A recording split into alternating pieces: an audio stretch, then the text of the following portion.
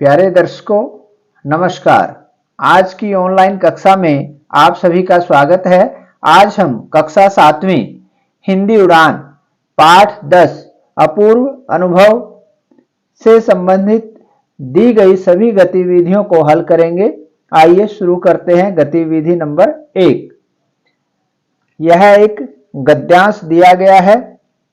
इस गद्यांश में यात्रा में भी मुख्यतः रेल यात्रा से संबंधित बताया गया है और साथ में एक चित्र भी दिखाया गया है जो एक रेलगाड़ी का चित्र है। आइए गद्यांश को पढ़ते हैं और उससे संबंधित दिए गए प्रश्नों को हल करते हैं। यात्रा का शाब्दिक अर्थ होता है एक स्थान से दूसरे स्थान पर जाना। जब भी यात्रा करने की बात आती है तो सबके मन में शीर्ष स्थान पर यानी कि सबसे पहले ट्रेन यानी रेलगाड़ी का ही चित्र छा जाता है। रेल यात्रा हर वर्ग और हर आयु के लोगों को आकर्षित करती है। ट्रेन से यात्रा करना रोमांचक और रोमांच से भरपूर होता है। बस और विमान की तुलना में रेल यात्रा सबसे सस्ती, आरामदायक और आनंददायक होती है। लंबे पथ और रात भर मुसाफरी के लिए ट्रेन सबसे सुरक्षित परिवहन में से एक है। छोटे बच्चों के साथ रेल में सफर करना अधिक सुलभ हो जाता है। ट्रेन सफर के वातावरण को जीवंत बनाती है। सच में रेल यात्रा हमें अविस्मरणीय अनुभव प्रदान करती है, यानी कि ऐसे अनुभव जिनको हम कभी भुला नहीं सकते, विस्मरण नहीं कर सकते। रेल यात्रा का अनुभव सबसे मधुर होता है। इसे हमें जीवन में कम से कम एक बार जरूर अनुभव करना चाहिए। यानी कि जो रेल की यात्रा है, रेलगाड़ी के द्वारा जो हम सफर करते हैं वो बहुत ही रोमांच से भरपूर होता है। रेल की यात्रा सस्ती, आरामदायक और आनंददायक होती है। अगर हमें कोई लंबा सफर करना हो या रात भर का सफर करना हो तो ट्रेन की यात्रा या रेलगाड़ी की यात्रा और भी आरामदायक होती है। और खासकर जब हमारे साथ हमारा परिवार हो, छोटे बच्चे हों, तो रेल में यात्रा करना और भी सुलभ यानी कि आरामदायक रहता है। हमें जिंदगी में कम से कम एक बार रेल यात्रा का अनुभव जरूर करना चाहिए।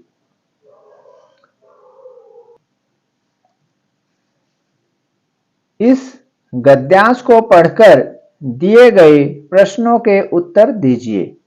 ये ऊपर जो हमने अभी गद्यांश को पढ़ा है उससे संबंधित कुछ प्रश्न दिए गए हैं। उन प्रश्नों के उत्तर हम यहाँ पर लिखेंगे। गद्यांश में आए संज्ञा शब्दों पर अलग अलग रंगों से गोला लगाएं एवं नीचे दिए गए स्थान पर लिखें। ये जो स्थान दिया गया यहाँ पर हमने गद्यांश में दिए गए संज्ञा शब्दों को लिखना है। एक बार फिर से हम गद्यांश पर नजर डालते हैं और हम संज्ञा शब्दों को अलग अलग रंग का गोला लगाते हैं। जैसे पहला ही शब्द है यात्रा, ये एक संज्ञा शब्द है। यात्रा इस गद्यांश में बार बार प्रयोग किया गया है, इसलिए जो दोबारा से यात्रा शब्द लिखा गया है उस पर मैंने गोला नहीं लगाया, उसको रेखांकित कर दिया है। इससे आगे जो शब्द है ट्रेन, ये एक अंग्रेजी भाषा का शब्द है परंतु इसको हिंदी में रेलगाड़ी कहते हैं, तो यह भी एक संज्ञा शब्द है। आगे रोमांस, ये एक भाववाचक संज्ञा का उदाहरण है। बस, विमान, रेल और मधुर, ये कुछ संज्ञा शब्द इस गद्यांश में प्रयोग किए गए थे। इनको अलग अलग रंगों से गोला लगा सकते हैं और इनको दोबारा से यहाँ पर लिख दिया गया है। यात्रा, ट्रेन, रोमांस, बस, विमान, रेल, मधुर। प्रश्न संख्या 2, जैसे अविस्मरणीय का अर्थ होता है कभी न भूलने वाला, यानी कि जो हमें जिंदगी भर याद रहे, जिसको हम कभी भुला ना पाएं। वैसे ही नीचे दिए गए शब्दों के अर्थ बताइए। इस गद्यांश से संबंधित कुछ और भी शब्द हैं या अन्य शब्द हैं, इनके अर्थ आपको यहाँ पर लिखने हैं। पहला जो शब्द है शताब्दी। शताब्दी होता है 100 अब्दों का समूह। अब्द कहा जाता है वर्ष को, तो इसको हम कह सकते हैं 100 वर्षों का समूह या 100 सालों का समूह या 100 अब्दों का समूह। अगला जो शब्द है मासिक। मासिक का अर्थ होता है महीने में एक बार होने वाला। जो भी कोई कार्य या गतिविधि महीने में एक बार घटित होती है उसे मासिक कहा जाता है। मासिक का अर्थ है महीने में एक बार होने वाला। वाचाल। वाचाल का अर्थ है बहुत अधिक बोलने वाला। मितभाषी, ये वाचाल का विपरीत शब्द है एकदम से।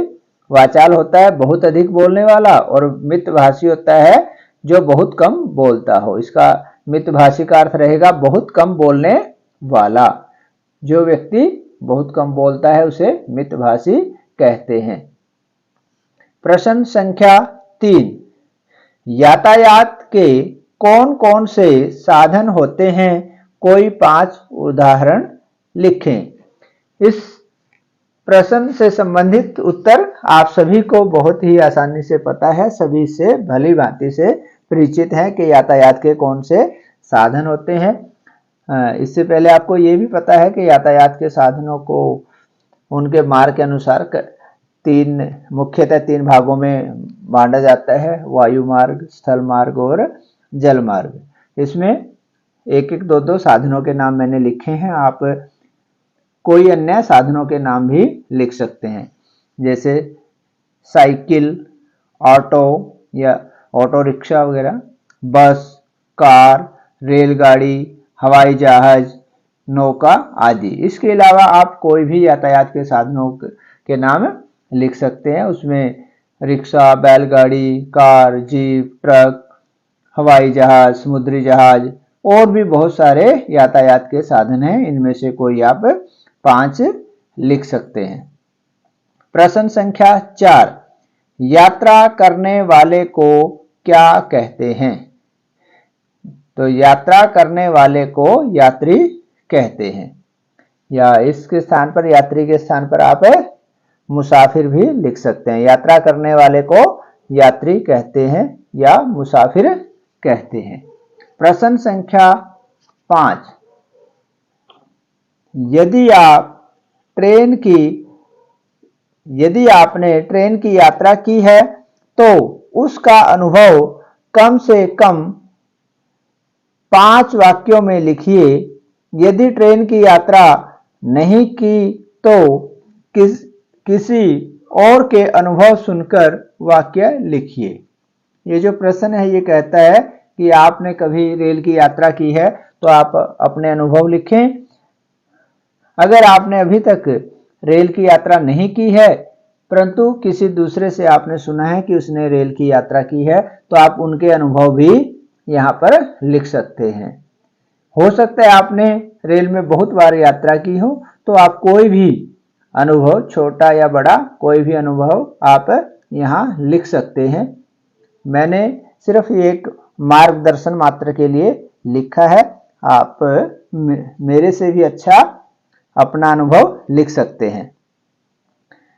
पिछले वर्ष मैंने वैष्णो देवी जाने के लिए कुरुक्षेत्र से कटरा के लिए रेलगाड़ी की यात्रा की थी।